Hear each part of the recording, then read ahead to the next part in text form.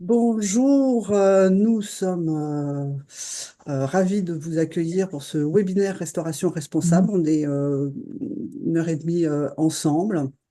Je vais vous rappeler quelques petites règles pour euh, que ça se passe le mieux possible. Alors déjà, sachez que ce webinaire est enregistré, mais vous avez dû entendre la petite notice. On va vous demander de vous renommer en indiquant à minima le nom de votre structure, voire votre prénom. Ça peut être intéressant si on doit vous interpeller. On vous demandera aussi de couper votre micro pour éviter les bruits parasites. Enfin, ça vous connaissez. Vous pourrez poser vos questions dans le chat. On a d'autres questions qui nous sont parvenues lors des inscriptions.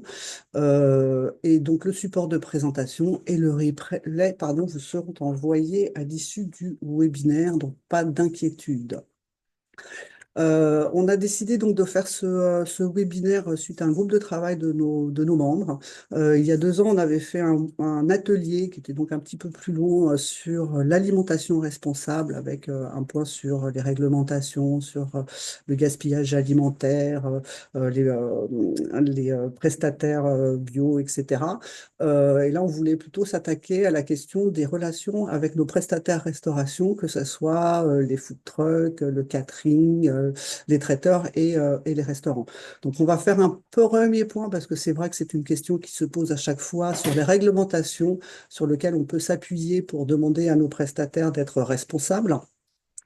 Puis on va voir différents exemples de pratiques qui sont mises en place par des festivals. Donc on a convié différents festivals à intervenir. Donc entre autres sur la conception des menus avec Xavier Paya des transmusicales, sur le contrôle des engagements des prestataires, puisque c'est vrai que ça c'est quelque chose qui revient régulièrement également, avec Camille Muller du Festival et Cabaret Vert.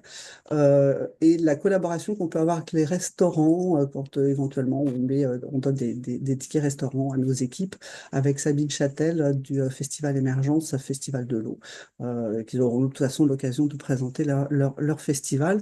Et enfin, un point sur rédiger une charte pour les prestataires restauration avec Rudy Guilhem Ducléon du collectif des festivals qui vient de lancer un nouvel outil. Et puis on finira par un temps d'autres témoignages et de questions, vos questions et des questions qui ont été posées lors de votre inscription. Euh, on va démarrer. Alors, je renouvelle ma demande de bien vouloir éteindre vos Moi? micros, s'il vous plaît, pour qu'on puisse s'entendre. Merci beaucoup. Déjà une petite présentation du COFIS. Alors, c'est pas mis à jour parce que nous avons accueilli lundi 3 nouveaux festivals. Donc, on a exactement 42 membres et 47 festivals. On est répartis sur toute la région. Ce sont tous des festivals déjà engagés dans des démarches et répartis donc sur toute la région Provence-Alpes-Côte d'Azur et représentant tout type d'esthétique. Et on est aussi membre du réseau R2D2, donc les réseaux régionaux d'accompagnement des manifestations culturelles au développement durable, 10 structures qui vous accompagnent sur vos régions. Donc je sais qu'il y a d'autres représentants de régions, d'autres régions présents aujourd'hui. On travaille avec eux sur des projets collaboratifs comme Trusty comme Plastique, vous en avez peut-être entendu parler, qui a amené la création d'un logo sortez couvert que vous pouvez télécharger si vous avez besoin. On vous enverra le lien. L'autre gros projet, c'est Festival en mouvement. Une grosse campagne sur l'incitation des publics à utiliser des mobilités plus responsables. Et puis il y a le projet Starter, un spectacle et tournée d'artistes éco-responsables avec lequel on collabore avec d'autres structures culturelles, réseaux, associations au niveau national et international. On va commencer par la question de la réglementation auxquelles doivent répondre les prestataires restauration. On vous a fait une petite liste de points, hein, que je pense qu'ils sont importants. Il faut savoir que l'objectif aussi de ce travail qu'on fait sur la restauration est de créer une boîte à outils sur laquelle on va pouvoir justement détailler ces réglementations. Donc, on va faire un petit tour assez rapide, hein. Il y a bien sûr la question des déchets avec l'interdiction de la vaisselle à usage unique, l'obligation des tri des déchets, l'incitation des publics et des clients à trier, la réduction collecte des biodéchets pour valorisation, des obligations quant au stockage et à l'élimination des huiles alimentaires et des obligations de gestion et traitement de déchets dangereux et spéciaux. D'ailleurs, c'est le cas pour toutes les entreprises. Des points aussi sur la santé, obligation de formation d'une salariée à l'AHCCP, donc qui concerne entre autres l'hygiène alimentaire, des questions d'accessibilité, une question aussi bien sûr de RH comme toute entreprise et sur la gestion de l'énergie et d'eau. Il y a des obligations sur les enseignes et puis après ça va être plutôt des obligations locales. Alors je donne un peu cette information, mais nous avons Coralie Viruega de la Chambre régionale des métiers de l'artisanat. Si éventuellement il y avait des petits compléments ou précisions à nous donner, je vous donne la parole. Bonjour, enchantée d'être participée à ce webinaire. Donc effectivement, voilà, Coralie Biruega, je suis partie de la Chambre des métiers de l'artisanat de Provence-Alpes-Côte d'Azur. Et dans ce cadre, en fait, on accompagne tous les ressortissants artisans, excusez-moi, qui donc ont une activité artisanale, c'est-à-dire qu'ils font une transformation manuelle. Dans ce cadre-là, on a effectivement les restaurateurs qui peuvent faire partie de la Chambre des métiers, tout ce qui est food truck et traiteur. Et c'est pour ça que du coup, Kofi a fait appel à nous. Je ne vais pas vous mobiliser longtemps, mais l'idée, voilà, les principaux éléments ont été dits. Nous, il faut savoir qu'on accompagne du coup, on a une équipe régionale qui accompagne sur ces questions-là de la réglementation, mais aussi pour aller plus loin sur tous les enjeux liés à l'alimentation et à la question de la responsabilité durable autour des métiers de l'alimentaire. On a un programme spécifique pour ces artisans-là. Et en plus de ça, on porte aussi des labels, par exemple, comme Éco-Défi, qui peut être justement quelque chose à regarder si vous cherchez des traiteurs engagés. Le label Éco-Défi, par exemple, c'est un label qui est porté par par la CMA et la CCI et qui récompense les artisans commerçants qui mettent en place une démarche environnementale. Donc, forcément, si vous allez sur ce label-là et que vous avez des traiteurs qui sont sur cette démarche-là, vous allez forcément avoir des gens qui sont un minimum sensibles à cette question-là et qui respectent au moins la réglementation, puisque nous, c'est une des valeurs pour être au moins labellisé, c'est le respect de la réglementation et après, on cherche à aller plus loin. Donc, je ne sais pas s'il y a des questions.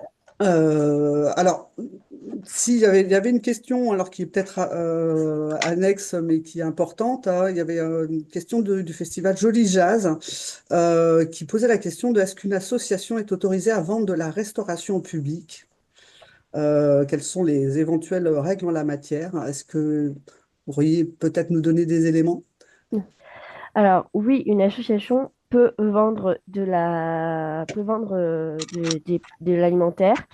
La seule chose, ça va dépendre de si elle a bien sa formation HACCP, donc soit le président ou un membre de l'association, il faut qu'il ait fait une formation sur l'hygiène alimentaire. Il faut quand même qu'ils aient des cuisines un minimum professionnelles. Et après, ça va dépendre de la régularité ou non du dispositif. Enfin, est-ce qu'ils le font régulièrement ou pas? S'ils le font ponctuellement, pas besoin de déclaration à la préfecture ou quoi. Mais si c'est vraiment une activité régulière que l'association fait ça après à chaque manifestation, à ce moment-là, effectivement, il faut demander à la préfecture un- une autorisation et à la commune aussi. D'accord. Je ne sais pas si ça répond à la question. Je vois que Alice Weg a levé la main. Je vous donne la parole. Peut-être des éléments complémentaires. Excusez-moi, j'avais coupé mon micro. Oui, tout à fait. Ben, je complète les propos de Coralie puisque nous faisons partie de toutes les deux de la chambre de métier. Donc moi, la chambre de métier, je pilote un projet qui s'appelle Saveurs en transition et qui accompagne les professionnels de l'alimentaire. Voilà, donc c'est un projet justement sur ces thèmes-là. Et j'ai la compétence sur l'HACCP. Je suis formatrice en hygiène HACCP. Et donc, effectivement, la loi étant la même pour tous, elle apporte cette obligation enfin, voilà, elle impose à tous de respecter les règles qui peuvent paraître effectivement assez lourdes quand on fait des événements enfin, ponctuels et peu récurrents, mais voilà, ces règles-là sont intangibles, quoi. Il faut les respecter. Donc, on est là pour apporter ces infos et puis les petites subtilités, les petites compréhensions du texte, parce que quelquefois, ils sont assez difficiles à interpréter. On a cette habitude depuis des années, donc faut pas hésiter, quoi. Voilà. Merci beaucoup. N'hésitez pas, Alice et Coralie, à intervenir éventuellement tout au long de ce webinaire. Il y avait une question. Est-ce que le label Éco-Défi est national? Oui, c'est un label qui est national et après qui se porte au niveau régional. C'est-à-dire que la base est nationale, mais les défis, enfin le contenu du label peut différer en fonction de chaque région. Il y a certaines régions qui ont décidé peut-être de l'abandonner ou quoi, mais à la base, c'est un label national. Autre question, est-ce que la formation est obligatoire si l'association ne produit pas mais fait intervenir des food trucks? Alors non, c'est au food truck d'avoir la HACCP, à part si c'est eux qui fournissent, enfin pardon, excusez-moi, qui servent la nourriture. Si c'est eux qui servent, à ce moment-là, oui. Alice, j'attends confirmation. Oui, oui, tout à fait, c'est ça. C'est à partir du moment où on manipule les denrées, il faut avoir fait la formation. Si on ne les manipule pas, mais que c'est un tiers qui travaille en sous-traitance, par exemple, dans ces cas-là, on n'a pas à le faire. Merci beaucoup pour ces précisions. Peut-être un petit point concernant la vaisselle réutilisable. Il y a Mélodie Rios des Alchimistes. Est-ce que, elle est là? Est-ce qu'éventuellement, un petit point là-dessus? Est-ce que tu peux Oui, donner des précisions? bonjour. Donc je suis Mélodie Riès, responsable commerciale des Alchimistes. On collecte les déchets alimentaires et la vaisselle compostable pour les composter. Donc justement sur la vaisselle, donc interdiction de vaisselle à usage unique, on recommande soit de la vaisselle réutilisable, donc recyclable, avec bien sûr les contenants pour ce tri-là, ou de la vaisselle compostable. Donc pour la vaisselle compostable, il y a deux labels, le label OK Compost et le label OK Home Compost, qui certifient la compostabilité, la biodégradabilité des usages. Donc c'est du matériel qui va être en amidon de maïs, en bambou, en fibre de canne à sucre. Mais si on choisit d'acheter ce matériel-là, il faut derrière avoir la solution de valorisation, puisque sinon c'est un achat inutile. Donc soit de la vaisselle recyclable, soit de la vaisselle compostable avec ce label-là. Au niveau des fournisseurs que vous pouvez déjà avoir, généralement c'est indiqué sur leur site ou sur leur fiche technique. Et après choisir des prestataires comme nous pour valoriser votre vaisselle compostable. Merci beaucoup, Mélodie. J'en profite pour donner la parole juste 2 secondes à Cathy Gobert de Regen Co sur la partie biodéchets, les obligations des prestataires restauration, justement euh, sur ces questions-là. Qui est responsable? Est-ce que c'est le prestataire? Est-ce que c'est le festival ou la manifestation? Oui, merci Véronique. Bonjour, Cathy Gobert, Société Régénéco. J'accompagne les professionnels et les collectivités dans la réduction du gaspillage alimentaire et la valorisation des biodéchets en circuit très court. J'accompagne aussi les festivals sur les mises en place de chartes, justement, les aider à construire des chartes pour travailler avec ces restaurateurs. Donc, les food trucks ou les restaurants qui ont leurs déchets de préparation sont responsables, eux, de mettre en place le tri. Ensuite, c'est au festival de mettre en place du tri avec, comme vous l'avez indiqué, les différents flux. Donc, de mettre à disposition des personnes qui viennent sur ces festivals de quoi trier leurs déchets alimentaires.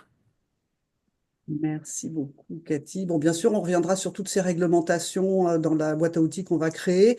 Juste dernière question pour la Chambre des métiers. Quel est le titre de la formation, si vous pouvez éventuellement l'indiquer dans le chat? Comme ça, ce sera une réponse à tout le monde. On va passer à la suite hein, pour pas perdre de temps. Euh, et je vais donner la parole à Xavier des Transmusicales qui va nous présenter un peu les dispositifs mis en place sur son festival en termes de Bonjour à toutes et restauration. tous. Alors, Merci. au Transmusical, on a deux grands types de restauration, donc, évidemment dans beaucoup de festivals. La restauration des publics et la restauration des artistes et des équipes, sachant qu'ils mangent au même endroit. Il n'y a pas un resto pour les artistes. Les artistes mangent avec les équipes, donc les équipes bénévoles, les équipes salariées. Euh, Moi, on m'a surtout demandé d'intervenir sur comment dire, la conception un peu des menus. Donc, sur les artistes et les équipes, je vais pas faire long puisque là, on ne conçoit pas les menus avec les restaurateurs. C'est un prestataire. On fait un appel d'offres, alors pas en bonne et due forme, mais un appel à concurrence, on va dire. On a un cahier des charges assez rigoureux avec des demandes chiffrées sur le bio, sur le local, sur la saisonnalité, sur le fait d'avoir des plats végétariens vraiment bien. Alors pas juste le plat de viande où on aurait enlevé la viande, vraiment un beau plat végétarien à chaque service, à chaque menu. Et ça, sur ça, on contrôle a posteriori, on demande les factures aux prestataires et on analyse, c'est ce que je suis en train de faire depuis le début de l'année. On en profite pour contrôler des données intéressantes comme le ratio viande, légumes, féculents, c'est-à-dire combien d'argent ou combien de kilos sont achetés en viande, combien de kilos en légumes et en féculents.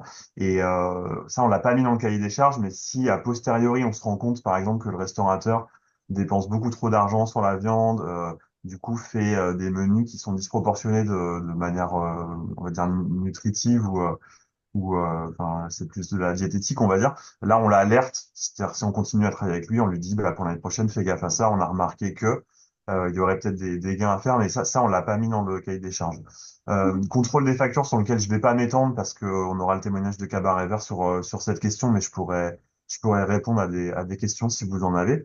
Donc, je vais passer à la restauration des publics et c'est là que en tout cas, c'est là-dessus, je pense que Véronique voulait que je témoigne sur comment justement on arrive à faire un peu de nudge sur la conception des menus pour qu'ils soient le plus responsables possible.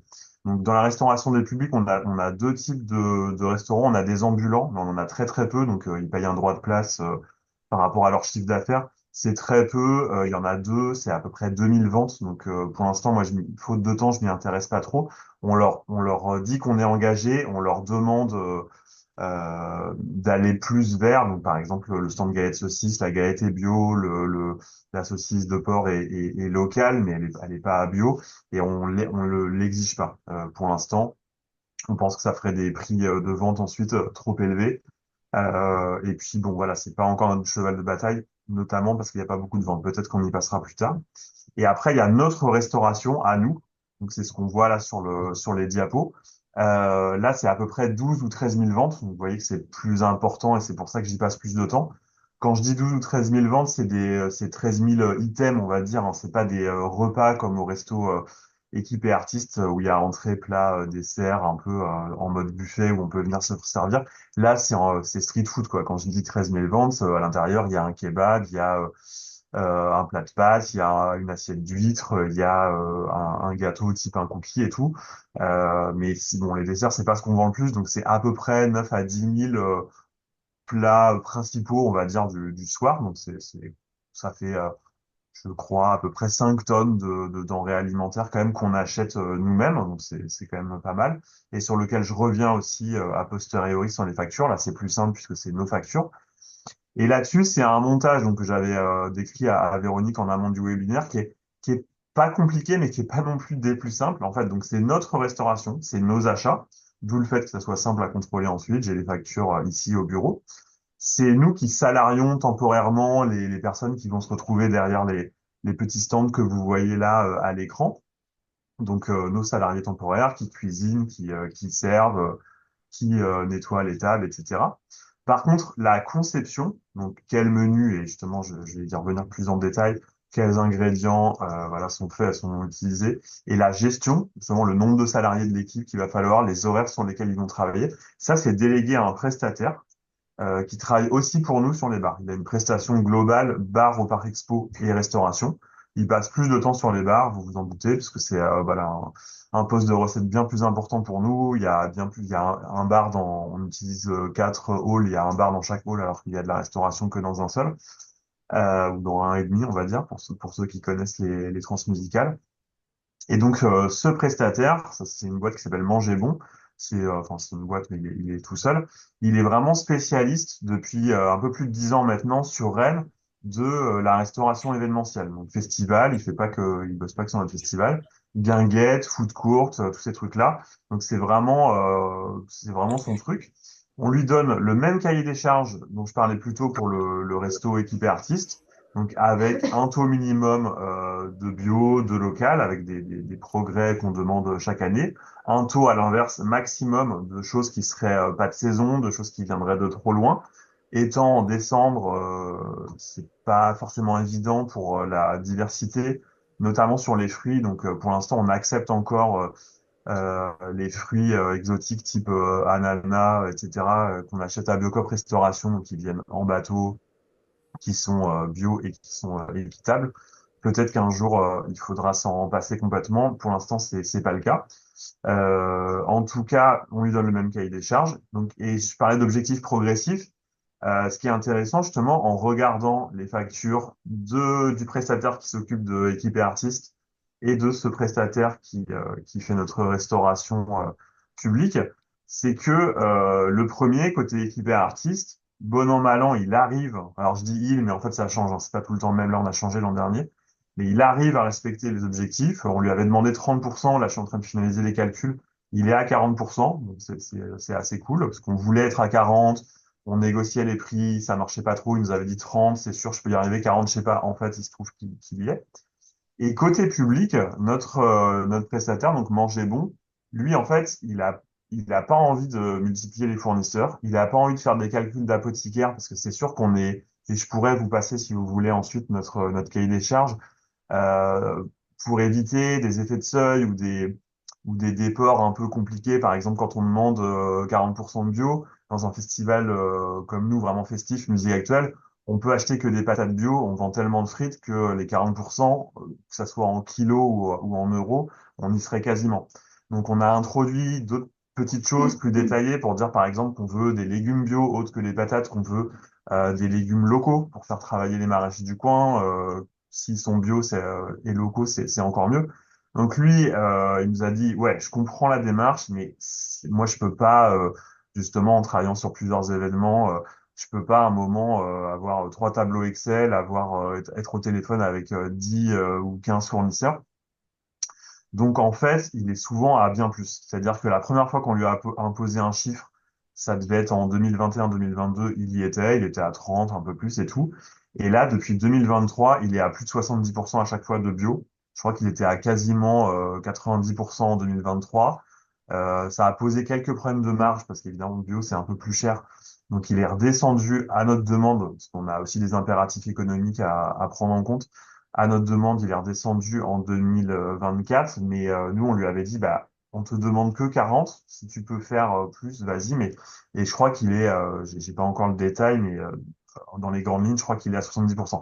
Donc c'est quand même, voilà, faut que vous sachiez que c'est faisable. Alors après, ça dépend évidemment du modèle de festival. Je sais qu'il y a des festivals membres du Cofis qui fonctionnent pas du tout comme ça, où vous allez dans les restos de la ville, je pense au Festival des Sudards, parce que j'étais avec eux il y a pas longtemps pour Déclic il y a 2 jours à Paris et m'expliquer ça. Là, on a fait une petite capture des menus donc de la resto publique. Et donc, j'en viens vraiment à la conception des menus. En fait, on va pas vraiment concevoir nous-mêmes, puisqu'on on n'a pas la compétence, on va dire, en interne. Moi, je m'occupe de développement durable, de transition écologique, mais je suis pas du tout formé sur la restauration, ni la resto durable, ni la resto, on va dire, vraiment purement gustatif, quoi. Comment faire quelque chose qui plaît aux gens, qui va fonctionner. Donc vous avez hop, brisiflette, bon c'est une tartiflette avec des oignons de Roscoff bretons, des lardons bretons, un peu de sarrasin et puis un faux reblochon qui est fabriqué en Ille-et-Vilaine et qui s'appelle pas reblochon évidemment. Enfin, là je vois qu'on le met mais je crois qu'on n'a pas le droit parce que c'est une AOP. Il faudra que je vois ça. Un fish and chip toujours efficace évidemment, un breast kebab qui existe en version végétarienne, deux plats de pâtes qui sont toutes les deux végétariennes et qui sont voilà pour être honnête pas exceptionnelles. Il faudrait qu'on s'améliore là-dessus. Un poulet caramel d'inspiration cuisine plutôt d'Asie du Sud-Est, un okonomiyaki donc une omelette japonaise, une tarte maraîchère aux céréales qui a fait son entrée l'an dernier dans le menu. Et je pense qu'il va sortir assez vite puisqu'elle a conquis à peu près 300 personnes. Donc c'est pas top. Et puis enfin bon l'écalier qui est aussi un indépendant qui vend des huîtres. Donc on voit en regardant je vais juste revenir sur le menu, ouais pardon, hop, je le fais, qu'on a en gros 50-50 de plats végétariens. Alors nous ce qu'on demande c'est 50-50 sur la carte.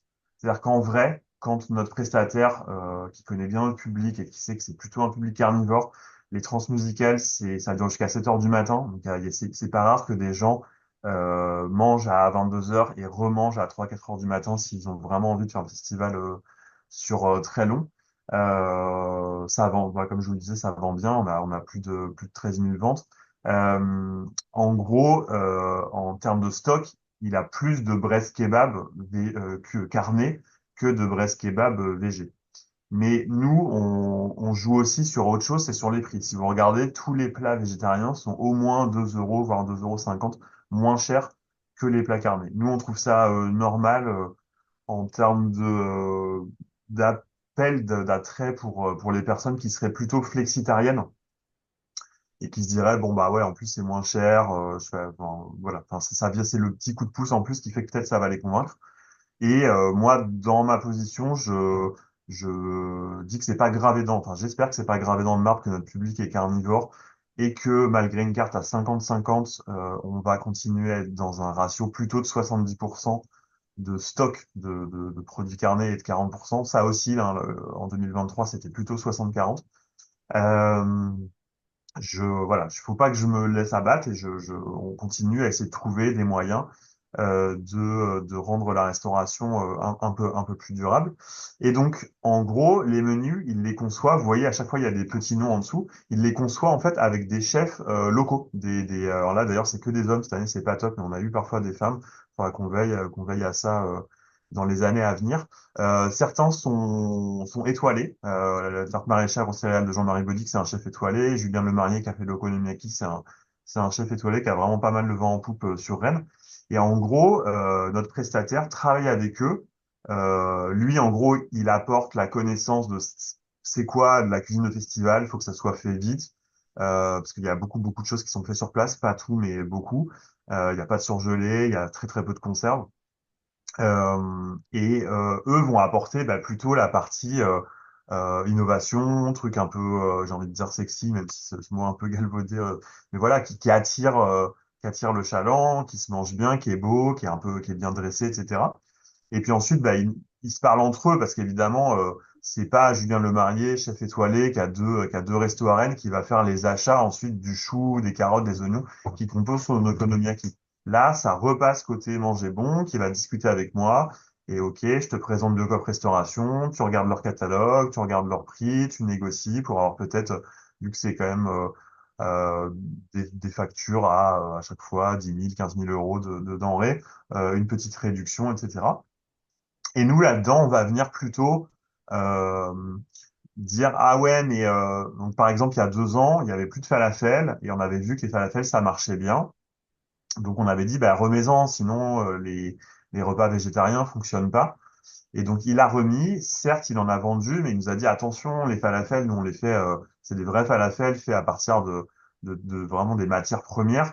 ça prend énormément de temps. Donc du coup, là, quand on s'intéresse au ratio, à la marge, au fait que la restauration doit être un poste de recette aussi, de recette propre pour le festival, ça commence à devenir compliqué. Et hop, ils ont encore été sortis cette année pour cette raison-là, pardon.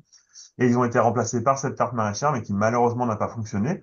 Du coup, moi, je vais voilà reprendre la discussion avec notre prestataire, qui va lui-même reprendre la discussion avec des chefs pour essayer de trouver quelque chose qui remplace les falafels, qui soit peut-être plus facile à faire, moins chronophage et qui vendent mieux, qui attire mieux, parce que c'est celle-ci a pas fonctionné. Encore une fois, festival d'hiver. Vous voyez, Panay, rutabaga, on a un peu des légumes anciens, des légumes pas forcément hyper attirants pour un public jeune, etc. Donc on a toutes ces contraintes-là à prendre en compte, à essayer de mettre ensemble. Euh, et voilà, Xavier, voilà, ouais, ben c'est tout, j'avais conclu là.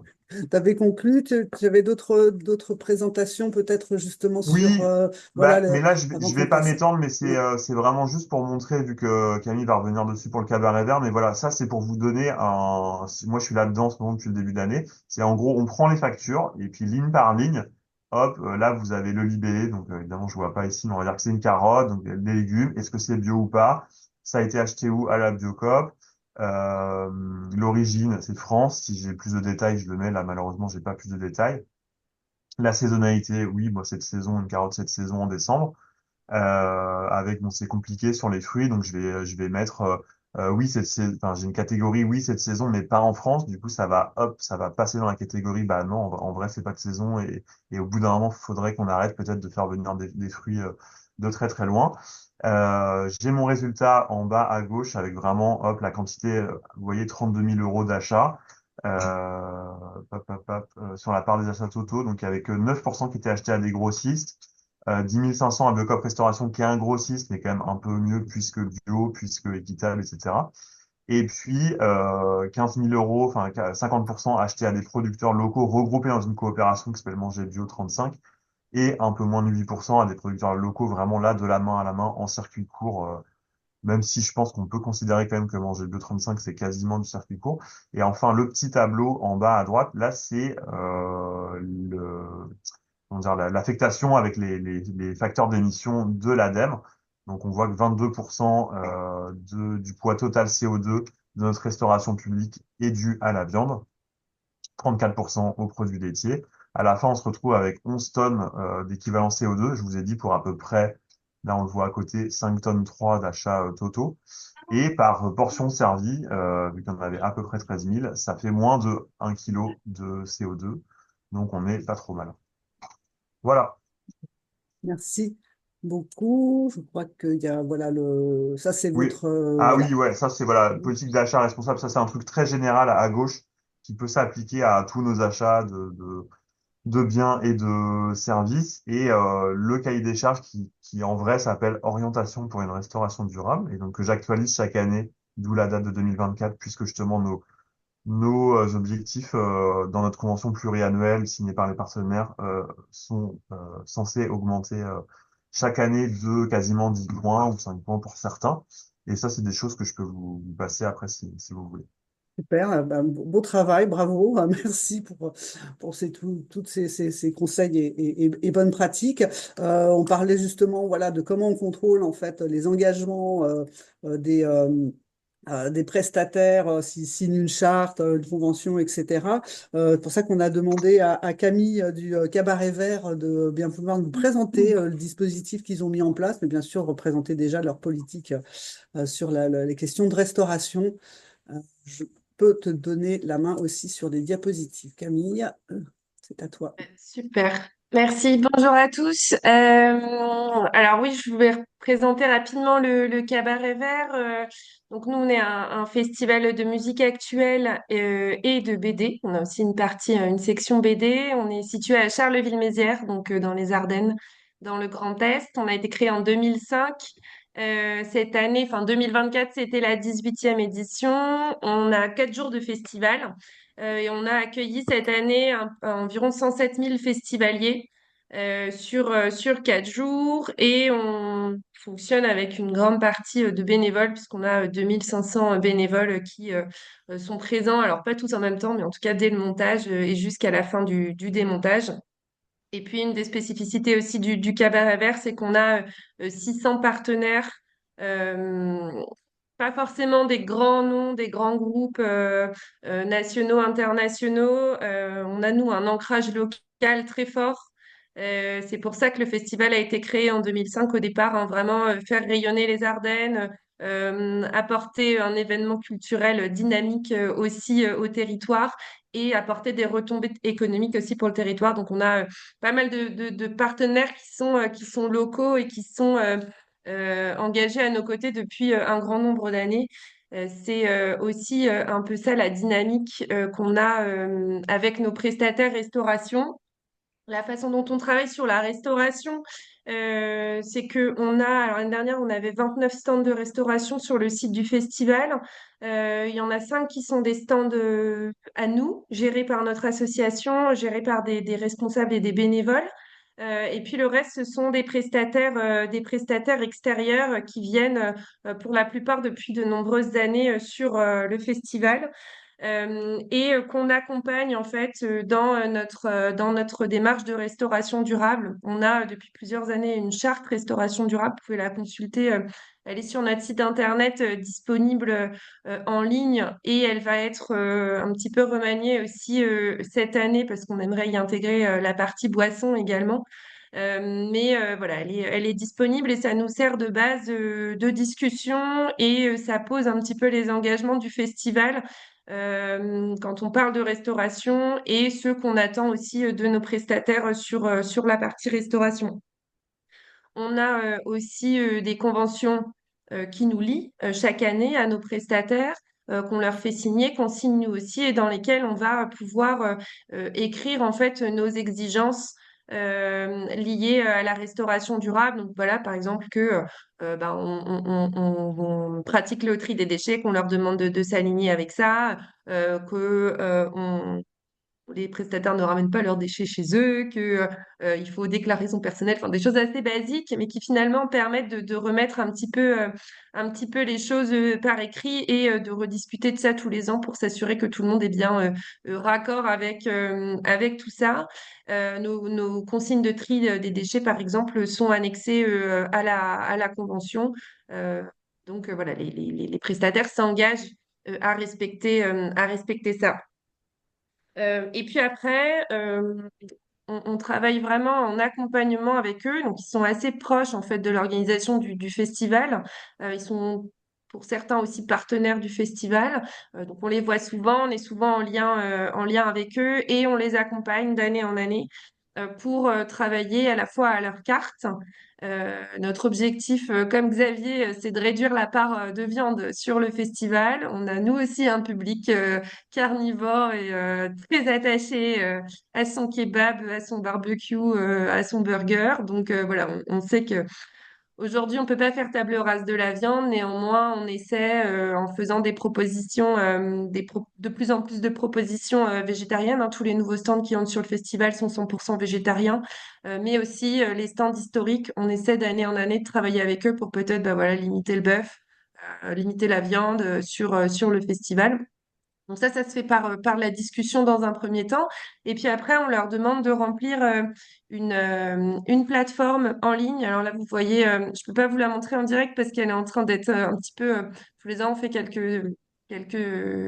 mises à jour. Et donc là, elle est en maintenance, mais c'est ce que vous voyez où il y a marqué espace stand.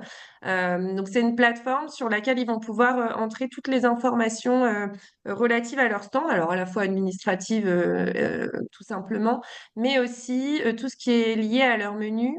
Donc le menu, enfin la carte sur laquelle on s'est mis d'accord ensemble, les différents ingrédients qui vont composer leur menu, et puis en face de tous ces ingrédients, les fournisseurs, la provenance, est-ce que c'est bio, pas bio, etc.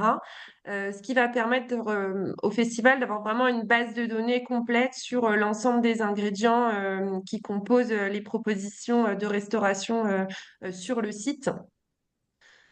Donc ça, nous, on va l'utiliser ensuite. On va passer tout ça en revue, voir ce qui nous paraît OK ou ce qui nous paraît un peu louche. Parfois, il y a des choses qui peuvent être un peu louches. Donc, on va aller creuser un petit peu ces infos-là avec eux, essayer voilà, rechallenger, trouver des produits alternatifs si besoin. Nous, dans nos critères, on a le local principalement. Vraiment, on demande à ce que les ingrédients soient dans un rayon, alors idéalement dans les Ardennes, et puis ensuite dans un rayon de 200 km autour du festival. Si ça n'existe pas, on demande à ce que ça soit bio et ou commerce équitable. Voilà, on a cette ligne-là pour essayer d'avoir des ingrédients les plus responsables possibles. Et puis avec toutes ces infos-là, on va pouvoir, par exemple, calculer le score carbone des stands de restauration sur le festival ou la provenance des différents, enfin la carte des fournisseurs, là que vous voyez en bas à droite, par exemple. Et puis ensuite, on va pouvoir rédiger un document qu'on appelle entre nous la Bible des stands, qui va réunir à la fois voilà, les infos techniques, les infos d'accès, mais aussi toutes les infos liées à la carte des stands et tout ce qu'ils nous ont déclaré. Et donc ça, on le met entre les mains d'un responsable bénévole chez nous, qui est notre responsable hygiène et sécurité et qui va pouvoir, pendant le montage, pendant l'exploitation et pendant le démontage, faire le tour des stands de restauration pour les accompagner sur les côtés, enfin sur la partie hygiène et sécurité, et qui va pouvoir aussi contrôler un petit peu que ce qu'ils ont déclaré dans cette plateforme et ce qui se retrouve dans la Bible des stands est bien conforme à la réalité. Donc, il va pouvoir voilà, aller voir un petit peu les marchandises, demander aussi les factures, etc. Et il est en lien avec nous pour nous signaler les éventuelles anomalies. Ça permet aussi de venir en prévention et en accompagnement avant le passage des services de l'État qui, eux, sont là pour contrôler de façon officielle nos différents stands. Mais voilà, l'objectif, c'est bien pour nous d'accompagner les stands de restauration sur ces sujets et puis de garder aussi un lien régulier avec eux pour pouvoir voilà, bien présenter, expliquer au fil des ans nos attentes, l'augmentation de nos exigences, mettre en lien avec des prestataires ou autres, afin qu'ils puissent se conformer à notre charte de restauration durable. Voilà. Super, merci beaucoup. Bon, il y a des questions, mais on les posera à la fin. Merci beaucoup pour ce travail et pour cette présentation. On parlait des stands de restauration qui sont installés sur les festivals et on voulait aussi aborder la question des restaurants avec lequel vous pouvez être amené à collaborer dans le cadre d'éventuellement panier repas ou ticket restaurant ticket repas pardon, pour les équipes et les artistes. Je vais donner la parole à Sabine, hein, le Festival Émergence, Festival de l'eau. Bon. Bonjour, Tu peux pardon. prendre la parole, merci beaucoup. Bonjour, mais merci de m'avoir conviée à cette réunion. Oui, alors là, il y a un petit changement d'échelle quand même. Ah, pardon, voilà. Oui, il y a un petit changement d'échelle avec Cabaret Vert, hein, puisque donc pour resituer donc le festival Émergence, c'est un festival donc qu'on a créé il y a 3 ans. Donc on prépare la 4e édition cette année. Donc on est vraiment encore des petits bébés. C'est un festival qui a été, donc c'est ce qu'on peut appeler aussi un micro-festival, hein, c'est donc créé en 2022. Pour situer, on est à Aramon, qui est un village de 4000 habitants, qui est situé à peu près à 10 km d'Avignon, en bordure du Rhône. Donc on est à peu près donc on est de l'autre côté de PACA, hein. On est dans l'Occitanie. Et donc, c'est vraiment un territoire rural avec une communauté de communes de 15 communes et 23 000 habitants. Donc, on est au quart de la population de la fréquentation de Cabaret Vert. Voilà. Et donc, la spécificité aussi du festival, c'est un festival de musique, mais thématisé sur l'eau. Donc, avec l'idée de proposer des rencontres, des débats autour de l'eau et de la transition écologique, mais vraiment autour de la ressource en eau, et une programmation musicale qui questionne les artistes sur leur rapport à l'eau. Voilà. Donc ça, c'est vraiment l'enjeu du festival. C'est un festival auquel que j'ai conçu en fait dans le contexte de la crise post-Covid, donc dans un moment où on était quand même sur des vrais questionnements sur les jauges, sur la proximité et promiscuité des publics, sur les contraintes à la circulation pour le public, pour les artistes. Enfin voilà, il y avait vraiment beaucoup de problèmes qui se posaient avec l'idée que on était en train de vivre ça, mais que bon, peut-être ça serait une chose qu'on vivrait à nouveau dans le futur. On ne le souhaite pas, mais on ne sait jamais.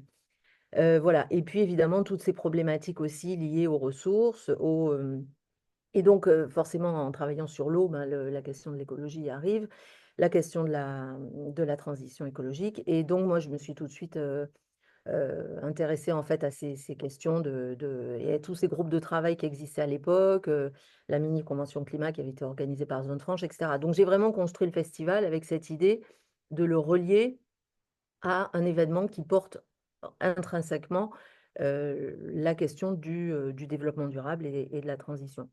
Voilà, donc je me suis rapprochée finalement de l'association élémentaire qui était en train de travailler sur la création de ce label des événements éco-responsables. J'ai eu la chance du coup d'arriver au moment où les groupes de travail étaient en train de se faire, donc on a beaucoup discuté de ces questions, notamment de l'alimentation. Voilà, donc le festival s'est créé comme ça. Alors, l'autre enjeu du festival aussi, c'est que euh, pour, pour plein de raisons, pour des raisons économiques, pour des raisons aussi vraiment de vision, il y avait l'idée de ne pas créer un village à côté du village, de ne pas créer un site du festival. Donc, l'idée, c'est que le village du festival, c'est le village tout court, c'est le village d'Aramon, avec ses atouts et ses inconvénients. Donc, ses atouts, vous voyez, il y a une jolie photo d'un château magnifique. L'inconvénient, c'est qu'on peut mettre que 160 personnes, 200 places. Donc, ça réduit évidemment la jauge. L'atout, c'est qu'on est en Provence, on a le soleil, mais on a aussi évidemment du vent, comme on l'a eu cette année. Mais voilà, mais donc on s'adapte en fait sur des jauges, sur des lieux existants. Ça a l'avantage aussi, c'est qu'en termes d'installation, de terrassement, de plein de choses, tout ça, on ne connaît pas. En fait, on s'installe assez vite. Moi, je dis souvent, on est comme un pop-up, c'est-à-dire on arrive, on s'installe, hop, ça se redéplie. 2 jours après le festival, on est parti. Voilà. Et puis, évidemment, alors la question de la restauration est arrivée. Donc, dans les autres, je dirais, contraintes en fait qu'on s'est posées, c'était vraiment l'idée que ce festival apporte quelque chose au village, qu'il soit vertueux pour le village, au niveau aussi économique. Donc, il faut savoir, c'est un village typique du sud de la France. Il n'y a pas de festival qui existe jusqu'à présent. On est vraiment sur de la fête votive, des événements type manifestation, fête voilà, sur la place avec ambiance bodega, etc. Donc, voilà. Et c'est un petit festival, c'est un petit village, 4000 habitants. Et quand on a démarré il y a 2 ans, il y avait 2 restaurants. Donc là, on rentre vraiment dans quelque chose de compliqué. En même temps, on se dit, alors qu'est-ce qu'on fait? On crée une cantine, on crée, comme on sait faire ça. Et finalement, moi, j'avais pas envie parce que je voulais vraiment qu'il y ait cette sensation qu'on est vraiment dans le village, c'est-à-dire que tous les artistes aussi dorment dans le village. On a trouvé des solutions. À la base, il y avait un seul hôtel. On a trouvé des solutions pour ça. Et de la même façon, pour l'hôtel, pour l'alimentation, finalement, moi, je voulais que on soit visible. Je voulais pas qu'on soit dans notre petite bulle, dans une salle des fêtes avec une cantine isolée. Je voulais que vraiment les artistes, les techniciens puissent être là, discuter avec les voisins, avec les gens qui habitent là. Enfin voilà. Donc je voulais aussi qu'il y ait cette ambiance-là. Euh, et puis qu'en même temps, on se dise, bah oui, en effet, ça apporte quelque chose, parce que c'est la seule condition pour laquelle on peut aussi avoir un soutien de la ville, quoi. Voilà. Et puis l'autre avantage, évidemment, c'est que ça a créé, ça nous a libérés de toutes sortes de contraintes qui ont été évoquées voilà, par les autres, sachant que nous, on est quand même une petite structure, hein. On est à 40 bénévoles au bout de 4 ans. Et en termes de fréquentation, on est à peu près entre, on ne sait pas trop, mais c'est entre 2000 et 3000 personnes qui viennent sur les 3 jours du festival, hein. Voilà, donc c'est vrai que l'intérêt de travailler avec les restaurateurs, d'ailleurs, Xavier citait les Sudarles, mais c'est vrai que ça a été un peu mon exemple où je me suis dit, tiens, mais c'est étonnant, ce festival est quand même le seul que je connaisse où il n'y a pas de cantine, où les artistes, quand ils sont invités, déjeunent dans les restaurants et les techniciens aussi. Voilà, et donc c'est vrai que l'intérêt, bah, c'est qu'on n'a pas du coup à gérer tout ce qui va avec l'installation d'une cantine, tout ce qui est approvisionnement, gestion des déchets, euh, toutes ces questions sanitaires qui ont été évoquées aussi. Voilà, alors après, on a fait un état des lieux. En effet, on avait 2 restaurants. Donc, c'était pas énorme. Il y en a un qui nous a dit au début, et puis en plus, avec l'idée que ces 2 restaurants n'ouvraient pas tous les jours et pas tout le temps. Donc, le week-end, il n'y avait personne. Donc, voilà. Donc, la première année était assez compliquée, je dois dire. On a un peu couru dans tous les sens. Après, il y a aussi une soirée le vendredi où on a des food trucks qui viennent dans le village. Et là aussi, on est entre, bah, c'est soit du burger, soit du burger. Donc là, la question de l'alimentation bio et végé était assez loin. Mais voilà, mais on a tenu, ça fait 3 ans qu'on fait ça.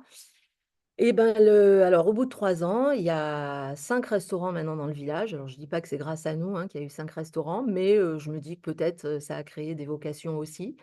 Donc on a maintenant un restaurant végétarien en grande partie et bio qui s'est ouvert en plein cœur du village.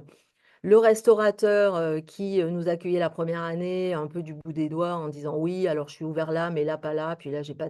Maintenant, là, le dernier, il nous a dit vous venez, on va se débrouiller, vous pourrez venir manger tous les jours, midi et soir, dimanche inclus. Donc voilà. Les food trucks, on a réussi cette année. D'ailleurs, il y a une photo où on voit Mange ton bol. C'est un food truck qu'on a réussi à faire venir parce que les années précédentes, on essayait de faire venir des food trucks et puis au final, ils ne venaient pas. En fait, donc ça aussi, c'était un peu compliqué. Puis sachant que notre événement n'était pas assez visible et assez connu, on va dire, pour susciter comme ça des intérêts. Donc voilà, donc on a 2 food trucks qui sont venus, bio, sans déchets, puisque mange ton bol, le principe, c'est qu'on finit par... on évite de se manger les doigts, mais on va jusqu'à manger le bol. Voilà, et voilà, donc ça fonctionne. Nous, on essaye vraiment de tenir là-dessus. On essaye aussi de travailler avec différents restaurateurs, enfin différents, il y a aussi des traiteurs qui sont sur place. Donc voilà, enfin, on essaye de faire aussi des fois des petites équipes qui vont ailleurs. Et évidemment aussi d'amener tout le monde dans l'offre VG et en effet de ne pas avoir que les légumes qui accompagnent la viande et qu'on ait des vrais plats VG. Donc dans les pistes pour l'année prochaine, puisque en fait c'est un peu ça maintenant, donc toujours évidemment aller chercher plus de food trucks parce que en fait il faut évidemment gérer aussi l'alimentation, enfin la nourriture pour le public qui était aussi un des vrais enjeux au début, c'est que nous, ils nous donnaient à manger, mais finalement, ils oubliaient que derrière, il y avait peut-être du public qu'il allait falloir nourrir. En fait, la première année, il y avait l'équipe technique qui mangeait, et puis le public devait aller dans le village à côté pour manger, donc en fait, on les perdait. Donc voilà, donc là, c'est vrai que ça, c'est aussi un enjeu sur lequel on travaille. Et puis, donc voilà, donc d'insister vraiment là-dessus, de faire venir d'autres food trucks bio, de proposer, alors c'est une idée qu'on avait cette année, mais on n'y est pas arrivé, aux food trucks qui sont du village, en fait, c'est en plus des gens, de leur demander de faire par exemple le burger émergence, qui serait le burger végé. Et, et voilà, donc on est vraiment sur ce. Mais moi, c'est vrai que je tiens beaucoup par rapport à la structure du festival et par rapport à comment on fonctionne, à garder voilà, à aller plus loin toujours avec les restaurateurs. C'est leur métier, c'est pas, à la base, c'est pas le mien. Enfin, non, c'est pas le mien. Donc, c'est leur métier à eux, ils sont structurés pour ça. Et finalement, ça nous permet à nous voilà, bah, de solutionner et de continuer à travailler avec cette petite équipe. Sinon, voilà, c'est aussi beaucoup de choses à gérer, quoi. Voilà, je sais pas si c'est... Merci beaucoup, Sabine. Bah, c'est un bel événement et puis il y a plein de contraintes, mais c'est super. Merci pour ce témoignage. N'hésitez pas à poser vos questions dans le chat. On fera un petit point sur toutes les questions à l'issue des présentations. Bah, on a vu un petit peu des pratiques que certains festivals mettaient en place. Il y a un nouvel outil qui vient d'être proposé par le collectif des festivals donc en Bretagne. Et je vais donner la parole à Rudy qui va nous le présenter. Je crois que c'est tout nouveau, tout récent. Donc, on va vous permettre de découvrir cet outil. Rudy, je crois que tu es là. Oui, bonjour tout le monde. Merci Véro.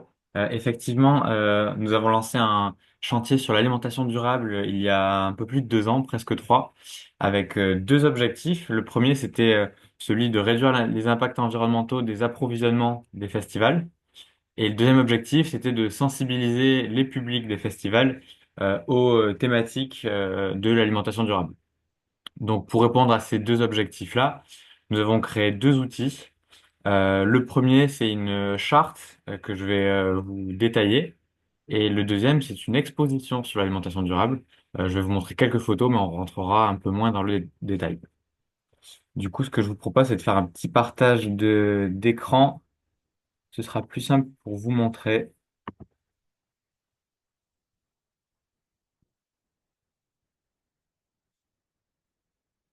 Hop, alors le temps que ça charge, je peux vous expliquer aussi comment on a construit cette charte d'approvisionnement. C'est une charte qu'on a construite avec les festivals, notamment nos adhérents, et quelques professionnels de la restauration qui avaient l'habitude d'intervenir dans les festivals. Nous avons pour ça animé 4, 5 ateliers pendant 6 mois pour justement co-construire cette charte, voir quels critères étaient pertinents d'y intégrer et qu'est-ce qui était au contraire peut-être bloquant pour notamment les restaurateurs. Hop,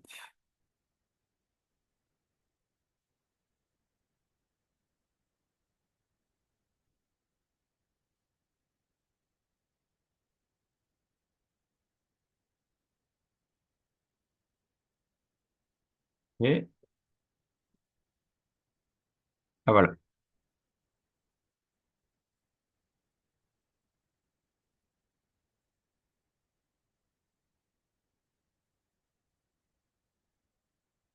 Donc c'est une charte qui est destinée soit aux prestataires extérieurs comme les food trucks ou les traiteurs, mais qui peut être aussi utilisée en interne pour la restauration gérée par les équipes des festivals directement. Donc ça peut être soit une charte, soit un cahier des charges en fonction de comment elle est utilisée. Donc cette charte se présente de cette façon avec 4 catégories qui sont indiquées sur la gauche. Et dans chacune de ces catégories, plusieurs critères. Et ces critères sont euh, répartis en 3 colonnes qui correspondent à 3 étapes. Ça peut être aussi perçu comme 3 niveaux, mais on a choisi le terme d'étape pour vraiment insister sur le fait qu'il s'agit d'une démarche d'amélioration continue. Donc ces critères peuvent être utilisés comme aussi des objectifs pour des années à venir. Et c'est une charte qui est vraiment pas figée, au contraire, elle est pensée pour être utilisée sur à minima le moyen terme, voire le long terme. Donc je vais vous présenter rapidement les critères qu'on a choisi d'y intégrer. Donc une première section sur les approvisionnements avec des indicateurs sur la part de fruits et légumes de saison, donc plutôt sur un critère d'économie d'énergie puisque la saisonnalité permet d'économiser l'éventuel carburant pour le chauffage des serres. Euh, un critère sur la part de produits locaux, donc plutôt un indicateur sur comment dire, l'intégration du festival sur son territoire et un critère plutôt économique, économie locale. Un critère sur le bio, 50, 75, 100% là aussi. Donc plutôt un critère sur la préservation de la biodiversité et des ressources. Un critère sur la part de produits exotiques dans les produits commerce équitable, donc café, thé notamment. Un critère sur l'origine des produits animaux. Un critère sur la catégorie des œufs qui sont soit en plein air catégorie 1, soit catégorie 0 qui du coup est une catégorie plus exigeante puisque ces produits sont bio. Un critère sur la non-présence de l'huile de palme. Un critère sur la conservation ou la non-utilisation totale de produits surgelés. Et donc, vous le voyez, à chaque fois, il y a des critères. Donc, un premier critère pour un festival qui entre dans la démarche, une première marche, un deuxième critère un peu plus exigeant et un critère numéro 3 qui est un petit peu un critère d'objectif final. Même si vous allez voir que sur certains critères, comme ce critère sur les plats végétariens, on peut aller encore plus loin parce qu'on a choisi que le niveau 3 s'arrête à 75%. Même si on est convaincu qu'il y a plein d'avantages et d'intérêts d'avoir des festivals 100% végé, on a même écrit un article là-dessus que je pourrais vous partager. On a choisi sur ce critère-là de plutôt mettre 75 en objectif étape 3 pour pas faire peur, tout simplement, parce que vous connaissez les enjeux autour de l'alimentation végé. Ça peut être un sujet de tension dans les équipes. Un critère aussi sur les plats vegan. Un autre sur le calcul de l'empreinte carbone. Donc là, c'est le choix d'un plat avec une empreinte carbone soit inférieure à 1,5 kg de CO2, soit inférieure à 1 kg de CO2. Ça nécessite déjà de le calculer, c'est pour ça qu'on a fait commencer ce critère à l'étape 2. Une offre salée à 5 euros ou moins, on est plus sur un critère d'accessibilité tarifaire de l'offre alimentaire. Ensuite, plusieurs critères sur les déchets, un certain nombre qui sont du coup intégrés dans la loi. C'est pour ça qu'il n'y a pas le choix entre les trois étapes. C'est dans tous les cas obligatoire. Ou alors, si c'est pas obligatoire, on estimait que ça avait du sens de les mettre dès le début. C'est pour ça que là, vraiment, on a une seule case pour les trois niveaux. Donc, le tri des déchets, l'usage de contenants et ustensiles lavables, euh, la présence d'emballage individuel, donc la non-présence d'emballage individuel, la séparation d'une petite portion pour les petites fins et d'une grande portion, la possibilité d'emporter ses restes, euh, l'inclusion d'une démarche de lutte contre le gaspillage alimentaire. On l'a pas précisé volontairement parce que cette démarche peut vraiment prendre plusieurs formes, donc on n'a pas voulu être trop restrictif, comme par exemple préciser qu'il s'agit de donations pour une association. Il y a d'autres façons de valoriser des restes alimentaires et encore mieux d'éviter le gaspillage alimentaire en amont. Et la non-vente d'eau en emballage jetable. Ça, c'est pour la partie réduction, valorisation des déchets. Et après, une dernière catégorie de l'ordre plus de l'information du consommateur et de la transparence, c'est l'affichage des allergènes. Donc ça, vous avez dû en parler tout à l'heure sur la partie réglementaire, c'est obligatoire. L'affichage de l'origine des produits, la présence d'icônes claires pour repérer facilement quels sont les plats végés ou véganes. Ça, c'est vrai que c'est un vrai plus pour les consommateurs qui font attention à leur alimentation. L'affichage du poids carbone des recettes. Donc là, pareil, on le fait commencer au niveau 2 puisque ça demande quand même de faire ce travail de calcul qui n'est pas forcément tout de suite facile, même s'il existe des outils qui le permettent sans trop de difficultés. Et un dernier critère, donc pareil, pour améliorer l'information et la communication envers les publics, l'affichage du menu dans une seconde langue. Donc ça peut être l'anglais comme ça peut être le breton, dans notre cas en Bretagne. Donc cet outil peut être utilisé de plusieurs façons, soit comme un outil en interne, comment dire, d'accompagnement à la démarche d'amélioration, puisqu'on peut se dire que pour la restauration des équipes, par exemple, si on gère en interne, ou même celle des publics, si on la gère en interne, on se fixe l'objectif de l'étape 1 pour 2025, l'étape 2 pour 2027 et l'étape 3 pour 2030, par exemple. Donc ça, c'est un premier moyen d'usage. Le deuxième moyen, c'est pour solliciter un prestataire dans le cadre d'une relation contractuelle. On peut lui demander de remplir cette charte pour savoir où est-ce qu'il peut se situer. Donc ça peut être fait en amont avant de choisir le prestataire pour savoir et choisir justement des prestataires qui sont en capacité de répondre à un certain niveau d'engagement. Ça, c'est une première façon. Ça peut être aussi utilisé de façon un peu plus contrainte, entre guillemets, pour demander à un prestataire de respecter l'ensemble des indicateurs de l'étape 2, par exemple, ou alors les trois quarts des indicateurs de l'étape 2. On peut vraiment se l'approprier comme on veut. Nous, on l'a pensé comme un outil qui peut être utilisé de différentes façons parce qu'on sait qu'il y a plusieurs façon de travailler avec ses parties prenantes. Il y a aussi plusieurs façons de gérer sa restauration sur les festivals. Donc on l'a voulu suffisamment souple, aussi bien ouais, dans la répartition des indicateurs que dans ses modalités d'utilisation. Donc voilà, pour l'instant, on a accompagné son utilisation sur trois de nos festivals adhérents, et c'était plutôt dans le cadre de relations avec un prestataire dans deux cas, où du coup le prestataire a rempli ses indicateurs. Il n'y avait pas d'objectif minimum à atteindre, mais en fait déjà le prestataire était relativement engagé dans les deux cas puisque c'était plutôt étape 1, étape 2. Un troisième cas où c'était plutôt la restauration gérée directement par le festival, où là du coup cet outil pouvait être utilisé comme une valorisation des engagements des festivals, puisque cette charte, donc là je vous ai présenté cette version qui est une version vulgarisée, simplifiée, qui est facile à comprendre et à lire, peut être utilisé comme un outil aussi de communication, de valorisation des engagements en étant communiqué auprès des publics.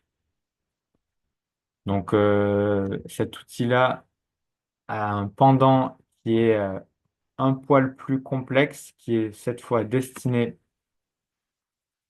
aux restaurateurs. Je vais vous montrer rapidement.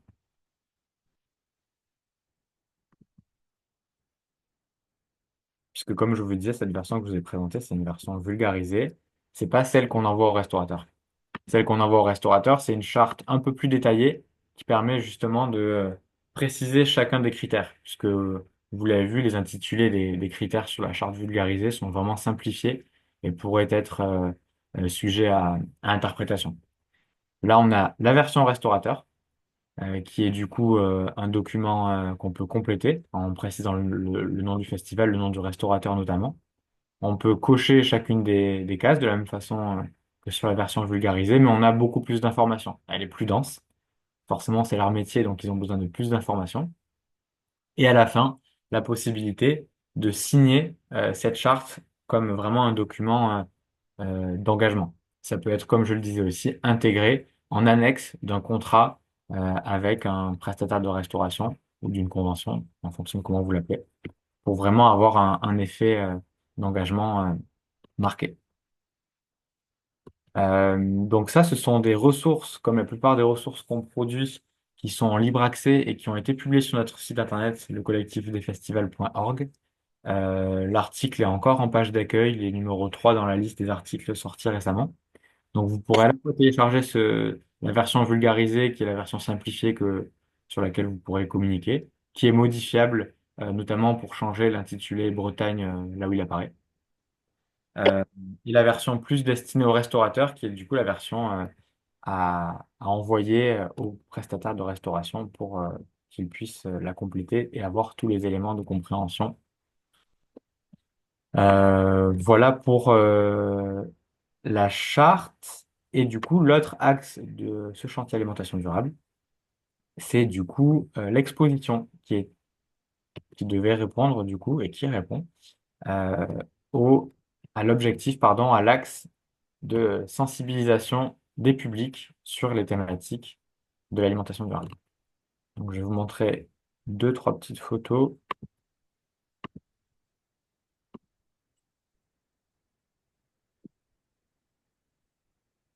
Donc, une exposition qui prend la forme de deux pyramides de 2 mètres de hauteur. Donc, ça permettait d'inclure quand même pas mal d'informations. Donc, nous avons rédigé toute l'information sur les différentes thématiques qu'on aborde dans la charte, notamment. Donc, les thématiques de préservation de biodiversité, de réduction des impacts carbone, l'importance de la végétalisation de l'offre alimentaire, etc. Donc, 8 faces, 6 faces contenant de l'information, une phase de présentation globale du projet et une phase qui inclut du coup la charte complétée par le festival. Donc c'est la charte en version vulgarisée. Ça permet en fait de faire une boucle en montrant que au-delà de l'information sur l'alimentation durable qu'on communique auprès du public pour sensibiliser, le festival fait aussi sa part sur cette thématique. Donc ça, c'est les petits fight case fabriqués par un menuisier du coin. Et donc voilà une autre photo où on peut voir ici la version vulgarisée de la charte avec un système de stickers où chaque restaurateur peut se positionner sur son niveau d'engagement. Donc ça permet voilà, de boucler la boucle et de montrer qu'on ne demande pas uniquement au public de faire un effort, mais que le festival aussi fait un effort, avec toujours cette logique d'étape importante pour montrer que euh, le travail n'est pas fini, mais qu'on est bien dans une démarche d'amélioration continue. Voilà pour ce que je m'étais noté de vous présenter. J'espère que j'ai pas été trop rapide. J'avais peur de prendre du temps. Non, non, mais super, mais il y a déjà des questions. Donc, merci beaucoup pour cette présentation et puis pour cet outil, franchement, super pratique, super utile. Et je pense que c'est un bon guide aussi hein, pour qu'est-ce qu'on peut mettre en place et qu'est-ce qui est important de viser. Dans un premier temps, dans un deuxième temps, etc. Il y avait une question pour toi, Rudy. En fait, est-ce que cette charte a été testée avec des restaurateurs et quel en a été leur retour? Est-ce que ça a déjà été testé ou pas? Enfin voilà, c'est Alors oui, on l'a d'abord pensé et conçu avec des restaurateurs pendant les ateliers. Les restaurateurs n'ont pas exprimé de difficultés majeures sur l'ensemble des critères. Les seuls points de précaution qu'ils ont soulignés, sans surprise, c'est que l'étape 3 engendrerait un surcoût comparativement à l'étape 1. Puisque forcément, notamment les produits bio, vous le savez, représentent un surcoût. Alors, nous, on a fait le calcul dans le cadre du projet justement du surcoût du bio sur une liste type d'achat d'un festival. On était à moins de 10% de surcoût comparativement à une grande surface et même comparativement à un grossiste. Donc c'est pas énorme, mais voilà, c'est quand même un surcoût. Euh, donc ça, c'est la première chose qu'ils nous ont remonté. La deuxième chose, finalement, vu qu'on l'a construite avec eux, il n'y a pas eu de choses bloquantes. Euh, on était vraiment sur des restaurateurs aussi, et forcément avec le biais que vous connaissez dans ce genre d'atelier, on a peut-être des restaurateurs qui sont engagés qui viennent, mais il n'y a pas d'autres difficultés. Euh, je me souviens, on avait une discussion sur la portion petite faim, grande faim, où il y avait euh, peut-être une légère crainte de la façon dont ça pouvait être fait, avec peut-être une problématique logistique. Mais ils trouvaient ça très intéressant aussi de le faire, donc ils avaient accepté de le faire figurer dans la charte. Donc ça, c'était pour la partie conception. Et ensuite, pour la partie réalisation, elle a été... alors nous, on l'a officialisé en septembre. Depuis, on a eu 3 festivals adhérents qui ont eu lieu. Les 3 festivals ont joué le jeu, pardon, et l'ont utilisé. Et là-dessus, il n'y a pas eu de problématique majeure. Peut-être que Xavier pourrait en dire 2 mots, puisqu'il faisait partie des festivals qui l'ont testé. Mais Bah, après, nous, on l'a testé, mais on fait pas encore tout. Par exemple, petite faim, grande faim, on le fait au resto des artistes et équipes parce que c'est vraiment des plats, donc on peut avoir une petite assiette et tout. Un truc plutôt street food, un breast kebab, tu fais pas un plus petit breast kebab pour quelqu'un qui aurait un peu moins faim. Donc, faut voir. En tout cas, pour l'instant, nous, la charte, on la voit.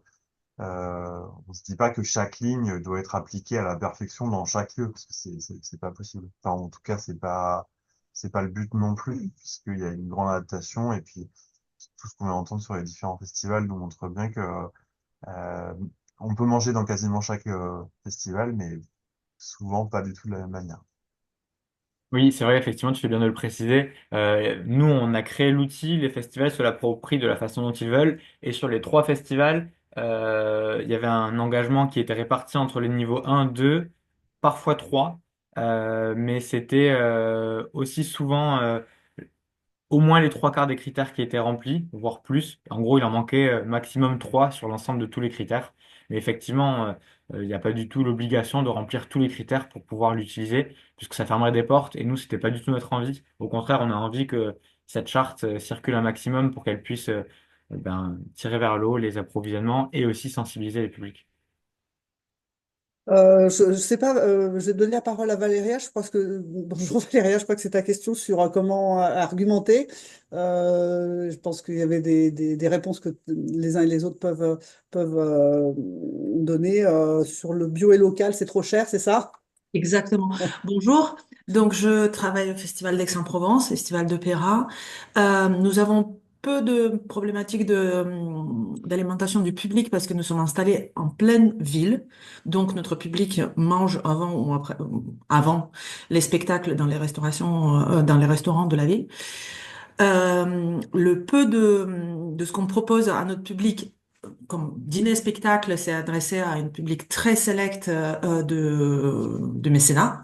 Et là, on a les moyens de choisir le traiteur qui va vraiment chercher et qui est engagé dans la production locale et de saison, de qualité.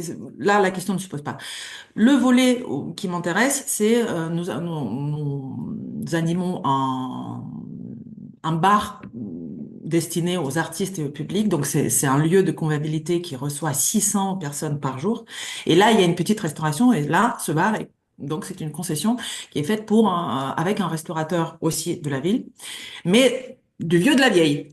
Donc, lui, les achats, c'est métro. Et il me dit, oh oui, oui, non, mais métro Venelle, chez nous, ils font aussi des produits locaux et de saison. Et donc là, ma question est donc comment et la question si j'ai dit mais bon tu veux pas bien chercher le producteur ah non non personne n'aura cette variété de des produits que je cherche et de toute façon ça va me coûter 3 fois plus cher et du coup ça va quand j'ai vu votre imposer un plat à 5 euros salé bah oui, là, ça sera un sandwich avec une baguette avec 3 tranches de rosette, quoi. Donc c'est ça ce qui me questionne beaucoup, c'est ce contre-argument systématique. Non, je peux pas faire que du bio, que du local, etc. Sinon, ça va tripler les prix. Hmm. Et aussi dans la région, je me questionne également sur là quand Xavier a parlé de son prestataire qui anime cette immense cantine pour le public et qui a dit oui mais je veux pas m'éparpiller dans aller chercher les carottes là les pommes de terre ici et les pommes par là. Donc est-ce que vous avez donc des grossistes bio dans le coin parce que moi j'ai l'impression que dans la région d'Aix-en-Provence il y en a pas 30 ben, je sais pas j'en vois pas.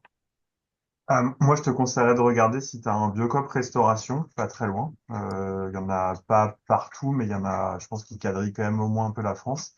En gros, c'est la branche collectivité, on va dire restauration collective de Biocop qui fournissent Ok, les cantines des collectivités, certaines ok, cantines d'entreprises qui sont engagées. ok, Nous, c'est avec eux qu'on travaille. ok, merci beaucoup. Et après, sur les argumentaires, donc pour contrer un petit peu justement cette réflexion, le bio et le local, c'est trop cher, est-ce qu'il y a des arguments? Rudy, tu parlais du fait que c'était 10% d'augmentation par rapport à un prix normal. Est-ce que En fait, nous, on avait fait ce calcul-là à partir d'une liste de courses type. On avait comparé Métro, Carrefour, Leclerc et un grossiste bio. Et en fait, il y a même des produits qui étaient moins chers, étonnamment. Et au final, le total était plutôt de l'ordre de 10%. Quand on regarde sur Internet, en moyenne, on est plutôt sur 20-25%. Donc voilà, ça dépend un peu des types de produits, de aussi à quel point on fait preuve d'habilité pour mais pas prendre des produits transformés. Les produits transformés bio, ça coûte très cher. Les produits bruts, les produits secs bio sont légèrement plus chers. Donc il faut aussi savoir transformer les produits, les préparer. Donc effectivement, ça demande aussi une certaine habitude et certaines pratiques professionnelles. Certains restaurateurs, je pense, ne seraient pas en capacité de changer à ce point leurs pratiques professionnelles et c'est là que ça peut bloquer. Après, sur l'argumentaire prix, euh, nous, en Bretagne, on voit souvent un food truck qui est 100% bio. Il n'est pas plus cher que ses voisins. Donc, ça montre bien que c'est aussi possible. Mais effectivement, on s'attaque parfois à des pratiques professionnelles qui sont vraiment ancrées à leur cœur de métier. Et c'est là que ça peut entrer en conflit avec les exigences d'un festival. Parfois, il n'y a pas de solution, comment dire, miracle. Et parfois, il faut aussi passer par la voie contractuelle. Et si vraiment c'est un engagement que vous souhaitez prendre, et je vous encourage à le faire, ben, parfois, il faut aussi se dire, bon, ben voilà, à partir de 2025 ou 2026, notre engagement que nous avons pris pour nos restaurateurs, c'est ce critère minimum. Et ce critère minimum, il devient obligatoire. Soit vous êtes en capacité de vous adapter parce que nous, on estime que c'est important soit vous n'êtes pas en capacité et du coup on travaillera avec quelqu'un d'autre. Je pense que malheureusement, il faudra parfois passer par cette voie-là qui est la moins agréable mais qui sera parfois nécessaire. Sachant qu'on est bien d'accord, il faut en priorité favoriser le local et de saison et le bio peut-être, parce que quand on n'a pas du bio produit localement, c'est un peu plus compliqué et peut-être moins intéressant finalement Alors par là-dessus, rapport. justement, nous, ce qu'on a voulu faire avec cette charte, c'est combiner les critères. Et en fait, il n'y a pas de raison de choisir entre bio et local. On peut tout à fait choisir bio et local. On habite dans un pays qui le permet, donc profitons-en. Et c'est souvent des très bons produits. Donc là-dessus, vraiment, il y a pas de dilemme. En revanche, s'il y avait un choix à faire, par contre, au contraire, c'est le bio avant le local, parce qu'en fait, l'impact principal d'un produit, qu'il soit manufacturé ou alimentaire, c'est vraiment comment il est produit. Donc le bio permet d'éviter tout un tas de process extrêmement polluants, notamment l'usage d'intrants chimiques, alors que l'aspect local, il s'attaque à un tout petit poste du bilan environnemental d'un produit. C'est environ seulement 10% le transport de l'impact. Quand on parle de local, on est surtout sur un indicateur qui permet l'ancrage territorial du festival et de participer à la vivacité économique locale. C'est surtout ça l'intérêt, plus que environnemental. Merci. Oui, ça c'est très Merci. intéressant. Mm. Merci pour cette réponse. Il y a une autre question pour toi, Rudy, pour savoir si l'exposition, si vous en avez plusieurs exemplaires et s'il s'agit de location. Alors, l'exposition, nous n'avons pas plusieurs exemplaires. Par contre, je pense qu'on serait complètement d'accord pour partager les visuels pour qu'elles puissent être refaites. Alors, par contre, il faut savoir que nous, telle qu'on l'a construite, ça a été un certain budget parce qu'on l'a voulu éco-responsable. La structure en bois a été faite à partir de bois de récupération par un menuisier sur Rennes. Et la toile est une toile en plastique recyclé qui a été imprimée à La Rochelle. Donc, le tout est un peu cher. Par contre, peut-être que les visuels peuvent être utilisés d'une autre façon. Peut-être qu'ils peuvent être aussi imprimés sur papier. Donc, auquel cas, on pourrait éventuellement la partager. N'hésitez pas à me contacter, je pourrais poser la question, mais je pense pas qu'il y ait de souci puisque on est sur une licence Creative Commons 4, donc a priori pas de problème. Et sinon, pour les Bretons, elle est empruntable gratuitement, mais à part Xavier ici, je suis pas sûr qu'il y ait beaucoup de Bretons. Je ne sais pas, vous pouvez lever la main. Il y avait une autre question qui était dans le chat, mais vous avez répondu, mais peut-être que vous pouvez le faire de vive voix. Je crois que c'était à destination de Camille. Si vous avez des équipes qui font des vérifications au niveau des tris de vos prestataires.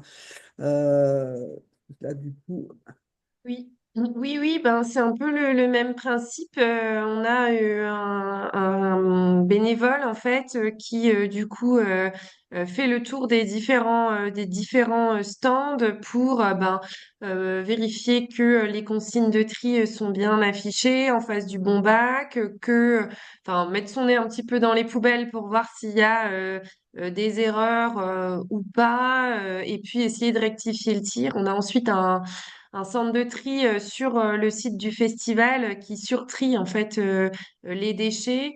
Mais l'idée, c'est quand même que à la source, ce soit fait correctement.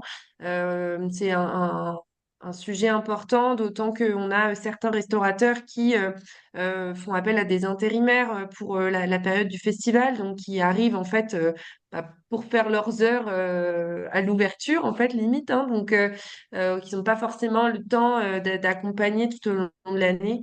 Donc voilà, on est là pour faire des petits briefs, pour orienter les uns les autres, bien passer les bonnes consignes, et puis après, qui est aussi un visage référent en fait vers qui les prestataires peuvent se retourner quand ils ont une question ou que voilà ils ont un doute sur le tri, qu'il puisse y avoir des ressources disponibles pour eux tout au long du festival et puis au moment du démontage, puisque c'est là aussi où on a pas mal de déchets en fin d'événement. Donc voilà, on est à leur disposition aussi sur ce sujet-là. super, merci. Je ne sais pas il y a d'autres questions. Moi, la rencontre. Marine, Oui, bonjour. Je ne sais pas si vous m'entendez. on t'entend. Ok, merci. Alors, j'ai une question pour Rudy, du coup, du collectif des festivals. En fait, donc, je suis avec les Rencontres d'Arles et en commun avec les Sud Festivals aussi à Arles, on aimerait mettre en place une charte plutôt proposée aux restaurateurs d'Arles. C'est un sujet qu'on prend avec des pincettes et qu'on essaie de bien aborder pour garder un bon contact avec eux et que ça se passe le mieux possible. Et c'est vrai que nous, on partait plutôt, donc on avait déjà vu vos deux nouvelles chartes qui sont super, merci beaucoup. Et on partait plutôt sur l'idée de vulgariser en fait une charte qu'on proposerait aux restaurateurs pour être entre guillemets plus souple et d'avoir une charte plutôt plus précise avec nos prestataires, ce qui du coup est l'inverse de ce que vous proposez. Est-ce que vraiment vous nous conseillez plutôt de partir sur quelque chose d'assez précis avec les restaurateurs directement pour éviter les malentendus, ou est-ce qu'au contraire ça peut être une bonne piste de partir sur une charte vulgarisée avec les restaurateurs quand la discussion est vraiment nouvelle et que les sujets peuvent être parfois plus tendus qu'avec d'autres? Voilà. Alors, je comprends la question et effectivement, si c'est le début d'une démarche, je pense qu'il n'y a pas d'impératif à avoir un niveau trop exigeant, surtout si voilà, vous commencez et que vous ne sentez pas forcément de prédisposition pour avoir un engagement fort dès le départ. En revanche, je vous encouragerai dans tous les cas à être précis même si c'est un niveau d'exigence qui n'est pas extrêmement poussé, au moins précis, parce que ça vous permettra d'être sûr ce qui est servi sur votre festival et de du coup pouvoir vous fixer des objectifs d'amélioration sur des indicateurs précis. Une version vulgarisée est plutôt destinée au public pour faciliter la compréhension, faciliter la lecture, parce que si j'avais mis le tableur Excel sur l'expo, je pense que les personnes ne se seraient même pas arrêtées devant. Donc c'est surtout ça l'intérêt de la vulgarisation. Pour un restaurateur, vous pouvez être précis parce que c'est son métier, donc il n'aura pas peur de lire que on parle en kilos quand on parle de pourcentage. Il aura pas peur de voir que le local c'est dans tel rayon. Il aura pas peur de voir parce que voilà, c'est des choses qu'il a l'habitude et il va peut-être même se poser des questions. Et je pense que c'est important d'avoir un cadre précis dans tous les cas. Après, le niveau d'exigence, cette fameuse première marche dont je parlais, effectivement, il faut parfois pas la mettre trop haute pour permettre le lancement de la démarche, parce que si on met la marche trop haute dès le début, ça peut bloquer. Notamment si voilà, vous sentez dans les échanges qu'il n'y a pas forcément d'habitude de travail sur ces questions-là. Donc je dirais quand même précis, et après le niveau d'engagement, c'est à vous de le positionner, en pensant quand même aussi moyen terme, de vous dire, OK, si 2025, la marche est pas trop haute, où est-ce qu'on la fixe en 2026 et en 2027, pour aussi préparer et montrer que c'est vraiment quelque chose qui va être amené à évoluer dans le bon sens. Et ça répond à toutes les questions. Je ne sais pas s'il y a une dernière petite question ou pas. Non, je pense on a fait peut-être le tour. Je vais repartager juste pour vous expliquer un petit peu la fin. En tout cas, merci beaucoup à tous les intervenants pour ces présentations. C'était vraiment, je pense, très utile et c'était dans l'idée de départ de notre groupe de travail alimentation au COFIS d'avoir des retours d'expérience, de bonnes pratiques, de s'inspirer. Ah, bien sûr, on utilisera ces expériences dans la boîte à outils qu'on souhaite mettre en place. Donc là, merci aussi à tous les participants. Vous étiez très nombreux, c'est super. Donc, ce qui va se passer maintenant, c'est qu'on va vous envoyer le lien vers la présentation, l'enregistrement et puis tous les liens qui ont été partagés dans les discussions, les outils divers et variés. On va travailler donc à ce guide. On en avait fait un sur les relations avec les lieux qui accueillent les festivals, justement avec ce titre-là, pour une relation efficace entre les festivals et les lieux qui les reçoivent. Donc, on va essayer de faire la même chose sur les prestataires restauration. Les prochains rendez-vous, vous allez les trouver sur le site du COFIS. Et vous pouvez retrouver bien sûr toutes les informations dans notre newsletter. Merci beaucoup à toutes et à tous. Merci aux intervenants. Passez une belle fin de semaine et puis à très bientôt et mangez bien. Bon, appétit.